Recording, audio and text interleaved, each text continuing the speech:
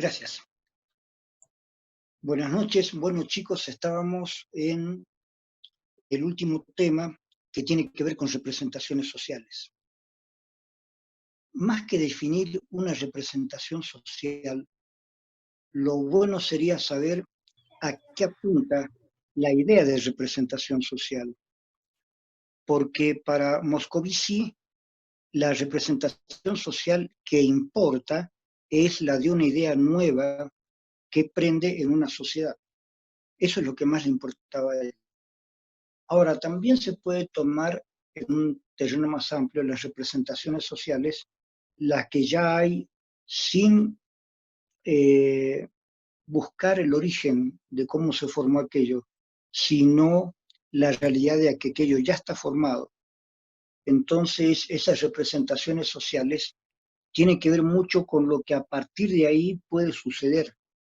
Por ejemplo, eh, cuando, cuando llega a la presidencia Evo Morales, había ya algo preparado, porque la pregunta es, ¿por qué un líder puede tener en un momento determinado tanto prestigio, tanto poder? Y esto es por las condiciones previas, ¿no es cierto?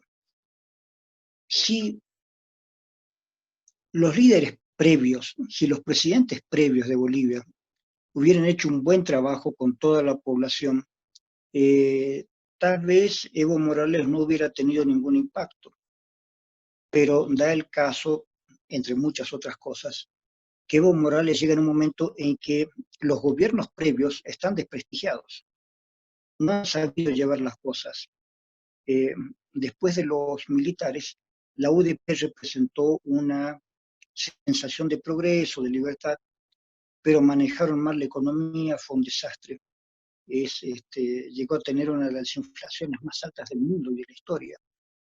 Entonces, eso, de alguna manera, no progresó bien. Después eh, viene la época un poco neoliberal a partir de Paz Estenssoro y llegando especialmente a Sánchez de Lozada. La época neoliberal parecería, vista de manera muy simple, que es proteger a la burguesía, proteger a la gente rica, proteger a los empresarios y dejar un poco de lado a la gente pobre, a los campesinos, es decir, como diciendo, bueno, que se aguanten las cosas, aquí lo que nos interesa es que las empresas funcionen.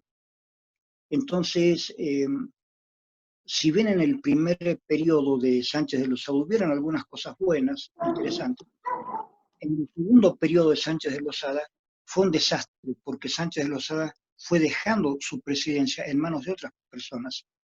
Y esto ya llevó al colmo, al límite de determinadas contradicciones de clase, contradicciones sociales, donde era muy evidente además que a Sánchez de Lozada le molestaba a la gente campesina. Él estaba haciendo un trabajo más bien para la gente de la ciudad.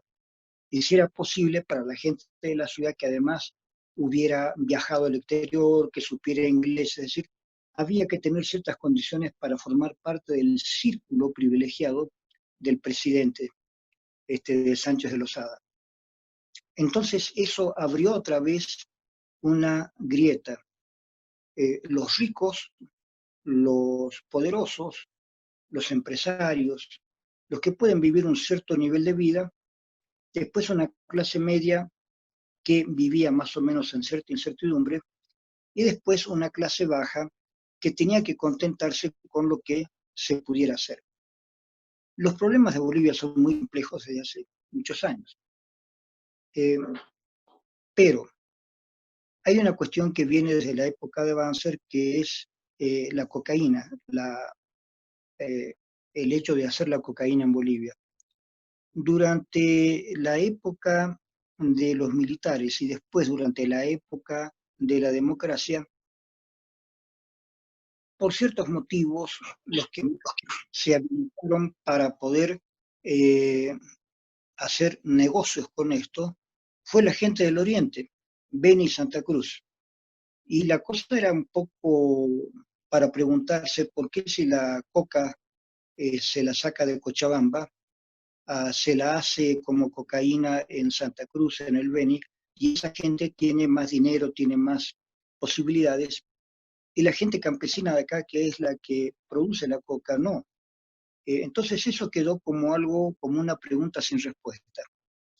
En la época de Sánchez de Lozada, aparecen varios líderes campesinos, y después, cuando se va Sánchez de Lozada, aparece Carlos Mesa en la situación de presidente, y en esa época la gente de los lugares campesinos le exige a Carlos Mesa que cambie la situación económica y política del gobierno.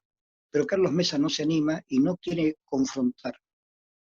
Entonces, uno de los que sale victorioso acá es Evo Morales, porque Evo Morales sí lo confronta. Y Evo Morales en ese momento ya tiene mucha presencia entre los campesinos de prácticamente todo Cochabamba y parte de otras partes de Bolivia. Entonces, cuando llega el momento de nuevas elecciones, porque Carlos Mesa se va, ahí hay un problema. ¿Quién va a asumir un liderazgo? Y sorpresivamente, Evo Morales, junto con García Linera, se animan a construir un partido y un liderazgo. Y sucede que, esto ustedes lo saben, el embajador de Estados Unidos, antes de irse, porque le tocó ya volver a Estados Unidos, le dijo a la población de Bolivia: no voten por Evo Morales, no es bueno. Y esto parece que fue suficiente para encender un poco a la gente, de decir, eh, ¿quién es usted para decirnos por quién vamos a votar? Entonces, hubieron muchos factores ajenos a Evo Morales que hicieron que toda la gente vote por Evo Morales. Dijeron: no, este es un tipo nuestro, es un campesino, conoce la pobreza y él va a ayudar a todos, está preparado. Bueno, se hizo la votación y obviamente por primera vez en muchísimos años, un presidente gana por mayoría, porque antes los presidentes ganaban por negociaciones en el Congreso.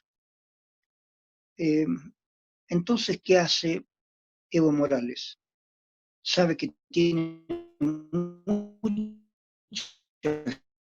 gente para él porque han votado por él. Entonces, comienza a hacer políticas distributivas, se mejora la política en el sector económico, hasta el punto de que se convence a la gente de que reúna dinero en bolivianos, no en dólares. Esto fue totalmente extraordinario, porque la gente siempre economizaba en dólares por las dudas.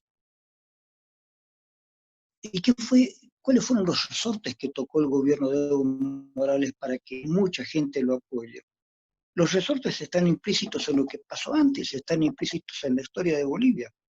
El desprecio de las clases de la burguesía ciudadana, de las clases altas y medias, por el campesino. Ese desprecio se mantuvo mucho tiempo. Ahora, de la gente campesina, poco a poco, como ya les he contado en algunas clases, esa gente se vino a la ciudad. Se formó la cancha, en la cancha se produjo el desarrollo del comercio informal. Y este comercio informal llegó a ser tan fuerte que se convirtió en un punto económico importante. ¿Por qué? Porque Bolivia, como no tiene control sobre sus fronteras, ha permitido el contrabando durante mucho tiempo, y con ese contrabando la gente vendían a buen precio las cosas que no les costaba nada porque las traían por contrabando.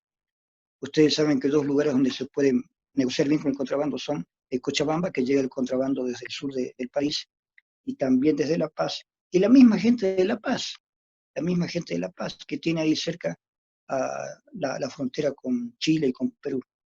Entonces, el contrabando ayuda mucho a que la gente que venía de la población campesina llegue a la población urbana, y esta gente que está en la zona periurbana, no están en el campo, tampoco están exactamente en la ciudad, pero esta gente que está en la zona periurbana, la gente de la cancha, se va haciendo cada vez más fuerte, hay una mayor concentración de dinero y de riqueza en esa zona, y cuando llega Evo Morales, el aporte de Evo Morales es toda la parte de la gente del Chapare, la gente que se dedicaba al tráfico cocaína, todo esto se junta. Evo Morales agarra esto y esto y esto y esto, agarra todo lo que tienen.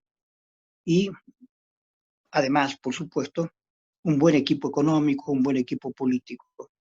Entonces, Evo tiene la suerte de que se juntan muchas circunstancias. Y eso hace que los dos primeros ejercicios de gobierno de Evo Morales resulten buenos. El país empieza a tener buenos índices económicos, sociales, políticos, con mucha pelea. Ojo, esas dos primeras presidencias de Evo Morales implicaron mucha pelea para que se asuma que este gobierno es un nuevo gobierno que va a proteger a los campesinos. Pero algunas cuestiones empiezan a salir mal, como el asunto del TIPNIS, por ejemplo, que es territorio indígena, ¿sí? Motivo por el cual no debería haberlo tocado. Parque Nacional, motivo por el que tampoco lo debería haber tocado, y Siboro Secure, que era el nombre de un indígena que cuidó y defendió esos lugares. El nombre TIPNIS es suficiente como para que el gobierno no toque eso. ¿Por qué? Porque ya estamos en un gobierno plurinacional, estamos en un gobierno que declaradamente quiere proteger a la gente indígena de Bolivia. ¿Cómo un gobierno que declaradamente quiere proteger a la gente indígena de Bolivia va a hacer una carretera partiendo el TIPNIS, el territorio indígena, ¿no es cierto? Entonces, esta parte, vean que de alguna manera va torciendo el proyecto. El proyecto de Evo Morales seguramente es un proyecto muy bueno, pero estos errores van torciendo la cuestión. Y la pregunta es, ¿cómo es que la gente reacciona ante una cosa y otra? La gente, chicos, una gran cantidad de gente apoyó que Evo Morales sea presidente. Tanto la gente campesina como la gente de la ciudad. Un gran contingente. Por eso Evo Morales llegó con mucha fuerza. Y sin embargo esa fuerza la fue perdiendo a partir de que no cumplió o no supo ver qué era lo que se esperaba de ese gobierno. Creo que ni Evo Morales ni García Linera pudieron ver con claridad qué era lo que se esperaba, qué es lo que ellos no pudieron ver y no pudieron saber, eh, cómo se construyó una idea de lo que es Bolivia. Por eso, lo único bueno que hizo Evo Morales para recuperar un poco su imagen fue hacer intentar una posibilidad de que Chile escuche a Bolivia en un arbitraje internacional el derecho de Bolivia a volver al mar. Eso le ayudó a Evo Morales, en último caso, para recoger otra vez mucha simpatía que ya había perdido a esas alturas. Pero como las cosas salieron mal, entonces Evo Morales ya recogió más bien una decepción, recogió más bien una especie de lamento, digamos. Entonces muchas cosas fueron golpeando al gobierno. Pero fíjense, si nosotros leemos cuál es la idea general de un país, no solamente de una región, si nosotros podemos ver cómo es que la gente está pensando el país en su totalidad o una región. La persona que llega a dirigir un país o una región tiene que leer, tiene que aprender a leer cuál es algo así como la psicología colectiva de ese lugar. Y eso es inconsciente. Cuidado que aquí, si hablamos de Moscovici... O sea, también de cierta cuestión de psicoanálisis social, que lamentablemente con el alcance periodo había, después de el circulante y después la vida de Freud, había muchos psicólogos que intentaron hacer una psicología social a partir del psicoanálisis. Es más, durante un tiempo se intentó unir psicoanálisis y marxismo. Y algunos autores han hecho obras muy interesantes, muy interesantes. Especialmente ciertos alemanes que llegaron a Estados Unidos, Erich Fromm, a Herbert Marcuse, que intentaron ellos unir un pocas cosas. Pero aquello no resultó, y después el psicoanálisis lacaniano ha habido lo social, aunque algunos lo utilizan también para otras cosas. Pero fíjense, leer la realidad social, leer cómo se ha construido algo, es muy importante, es muy importante. Entonces, esta teoría de Moscovici que estamos estudiando, ¿para qué sirve en último caso? Porque hay que buscar la utilidad de las teorías, ¿no es cierto? ¿Para qué sirve en último caso? Para saber leer cómo se ha construido una idea nueva, cómo se construye una sociedad, cómo se construye un entorno social. En ese entorno, todas las personas van a tener una idea de algo, y eso los une. La idea no va a ser tan clara en todas las personas. Acuérdense lo que yo les dije, que Moscovici estudió cómo el psicoanálisis llegó a Francia y cómo toda la gente de pronto comenzó a aceptar la idea del psicoanálisis. Porque acá hay una cuestión interesante de Moscovici. Una idea nueva se acepta o no se acepta. Ahora, para aceptarla, dice Moscovici, debe haber un antecedente, un anclaje. Es decir, esa idea nueva debe anclar en una idea anterior que sea parecida, ¿no es cierto? Aquí el anclaje de Evo Morales es la revolución del 52. En el 52 hubo una revolución en Bolivia que le devolvió tierras a los campesinos, que trató de hacer una mayor justicia social. Ese es el anclaje. Entonces, sobre eso, es como si con Evo Morales se dijera, bueno, el MNR se olvidó de seguir esta revolución. Aquí viene la segunda parte de esta revolución. Entonces, es como si mucha gente, en su memoria colectiva, algo previo. Ya hubo un intento de mejorar la vida de los campesinos. Ahora viene el segundo intento para que el campesino sea plenamente aceptado desde un punto de vista, digamos, eh, como sociedad, ¿no es cierto? Fíjense que estas cosas no son fáciles, porque acá una de las cuestiones centrales en Bolivia es la parte cultural. Yo acepto al campesino, al indígena, o no lo acepto.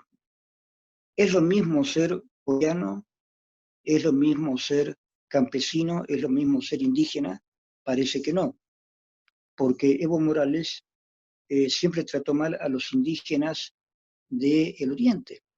Para él esos eran los indígenas. Él nunca se asumió como indígena, se asumió como parte de una cultura andina, especialmente aymara. Eh, Él lo creyó, lo hicieron creer que esa era la única cultura que valía. Y él siempre trató a la gente del Oriente como indígenas, como gente sin cultura.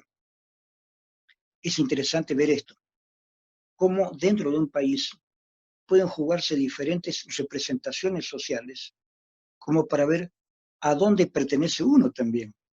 ¿A dónde se pertenecía o pensaba pertenecer Evo Morales? No a la gente del Oriente, evidentemente. Evo Morales se pensaba receptor, como él lo creyó o lo hicieron creer, de toda una línea aymara e incaica, que son dos versiones diferentes. Cuidado, los aymaras estaban antes de los incas. Pero él quiere representar toda esta cuestión campesina altiplánica del occidente, y asume todo eso. Pero la gente del Oriente parece que Evo Morales nunca las hubiera entendido, nunca las hubiera comprendido.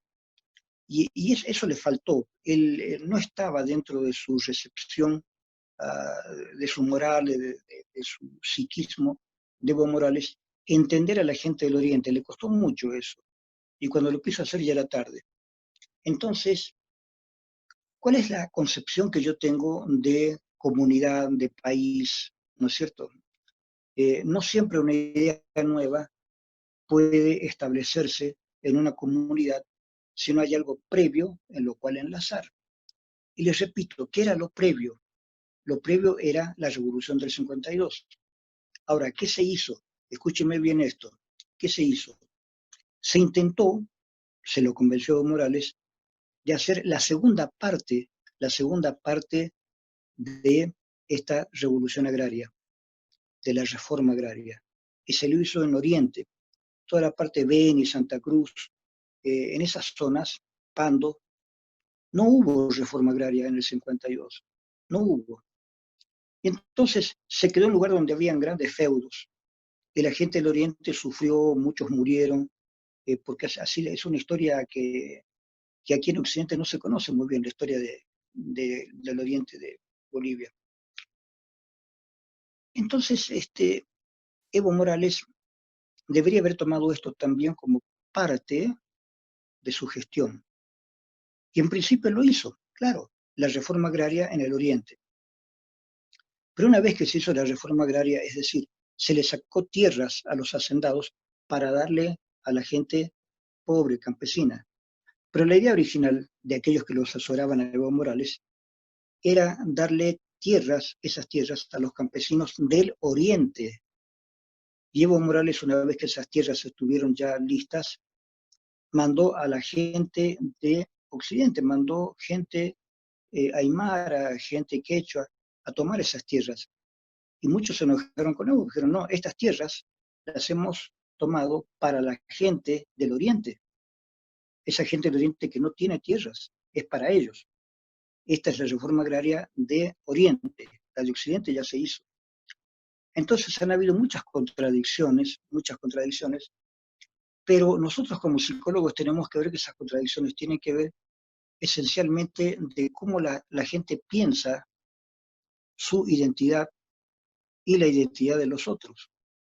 ¿Se dan cuenta? Por eso yo quiero que ustedes vayan entrelazando los temas, chicos, porque los 4 temas de Social 2 están entrelazados, son casi una misma cosa, son diferentes facetas de una misma cosa. Entonces, la psicología social 2 nos va a decir que en estos 4 temas, Evo Morales no supo ubicarse, el gobierno de Evo Morales no ubicó bien las pautas culturales de Bolivia. Digamos que es un gobierno que se equivocó. Trató de imponer un gobierno que aparentemente reconocía todas las culturas, pero en la práctica no lo hizo. Hubieron muchos errores. Entonces, tener conciencia de un plano multicultural o pluricultural es difícil, es muy difícil, porque tarde o temprano la persona que rige un país a veces se deja guiar por su propia identidad, ¿no es cierto?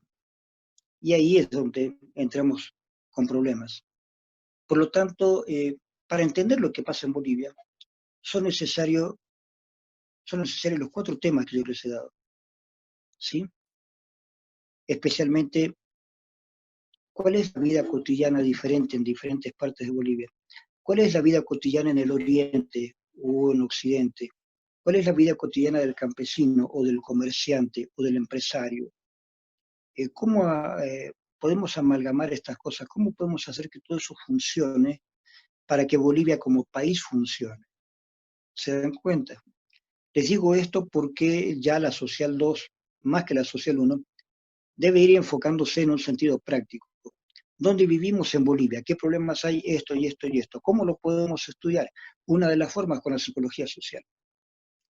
Entonces, la psicología social 2 marca puntos más específicos para estudiar una sociedad. Entonces, los temas de identidad, de conflicto, de representaciones sociales, todos estos temas tienen que ver, el de vida cotidiana con la forma que estamos viviendo. Yo sé que hay mucha gente que está preocupada, le ha molestado la muerte de eh, un afroamericano, porque así es como hay que decirles en Estados Unidos. Un policía se excedió y mató a un afroamericano. Entonces todo el mundo se levanta. ¿Cuánta gente ha muerto acá en Bolivia? Con cualquier gobierno, incluso con el de Evo Morales. ¿Cuánta gente murió y por qué murió? ¿Qué abusos se hicieron todos los gobiernos anteriores? Y aquí viene lo cultural. Aquí viene lo cultural. Bolivia está metida en una mezcla de culturas bastante grande, porque los cruceños no son tampoco la cultura occidental, como mucha gente dice. Están abiertos a la cultura occidental, pero ellos tienen su propia cultura formada también, ¿no es cierto?